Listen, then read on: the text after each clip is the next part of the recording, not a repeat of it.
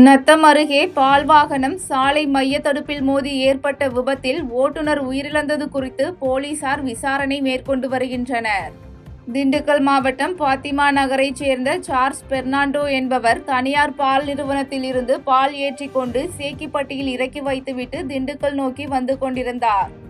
அப்போது நத்தம் அப்பாஸ்புரம் அருகே வந்த பால் வாகனம் சாலையில் உள்ள மைய தடுப்பில் மோதி விபத்துக்குள்ளானது.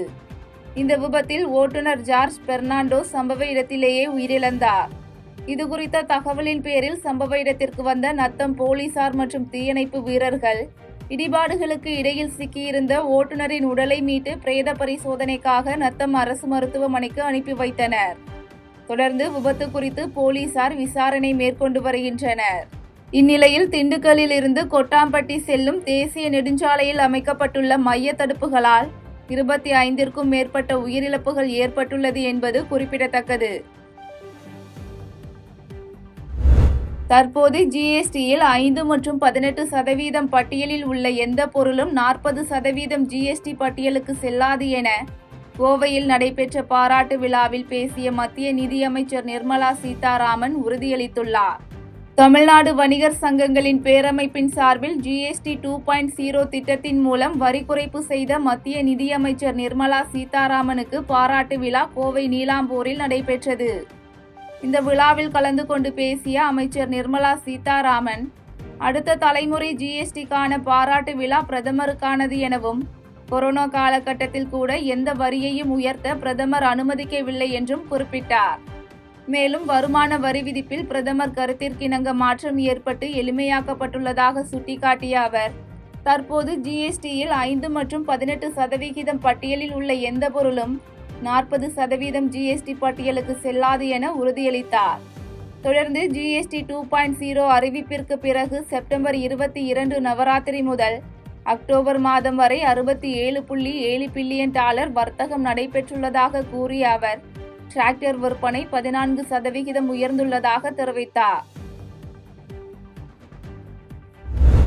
கந்தர்வக்கோட்டை அருகே தனியார் முட்டை கோழி பண்ணையில் வேலை செய்து வந்த இளைஞர் மர்மமான முறையில் உயிரிழந்தது குறித்து போலீசார் விசாரணை மேற்கொண்டு வருகின்றனர். புதுக்கோட்டை மாவட்டம் கந்தர்வக்கோட்டை அருகே முரட்டு சோளகம்பட்டி பகுதியைச் சேர்ந்த முரளி என்பவர் செங்கலூர் கிராமத்தில் உள்ள தனியார் முட்டை கோழி பண்ணையில் பணியாற்றி வருகிறார். இந்நிலையில் நேற்று இரவு வேலைக்காக சென்ற முரளி காலையில் மயங்கி கிடந்ததால் சக பணியாளர்கள் முரளியை மீட்டு செங்கிப்பட்டி தனியார் மருத்துவமனையில் அனுமதித்துள்ளனர். அங்கு அவரை பரிசோதித்த மருத்துவர் முரளி ஏற்கனவே இறந்துவிட்டதாக தெரிவித்துள்ளனர்.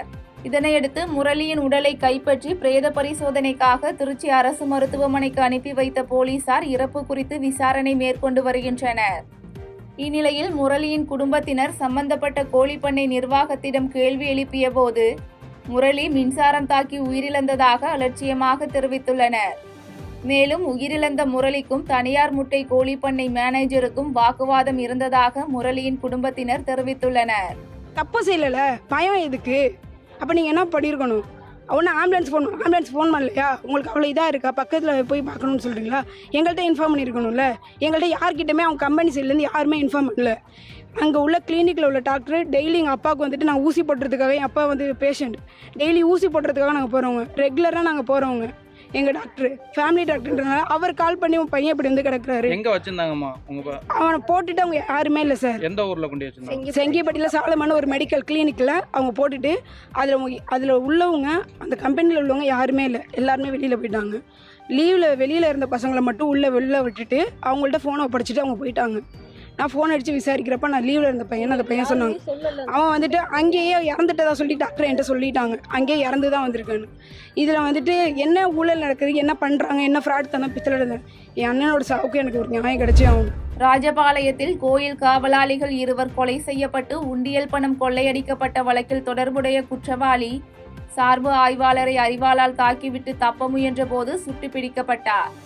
விருதுநகர் மாவட்டம் ராஜபாளையம் அருகே தேவதானம் நச்சாடை தவிர்த்து அருளிய சாமி கோயிலில் இரவு நேர காவலாளிகள் பேச்சிமுத்து மற்றும் சங்கரபாண்டி ஆகிய இருவரையும் கொலை செய்துவிட்டு கோயில் உண்டியல் பணம் கொள்ளையடிக்கப்பட்டது. இது தொடர்பாக சந்தேகத்தின் பெயரில் கோயில் கிளர்க் சக்திவேல், நாகராஜ் மற்றும் காளிராஜ் ஆகிய 3 பேரிடம் போலீசார் விசாரணை மேற்கொண்டனர்.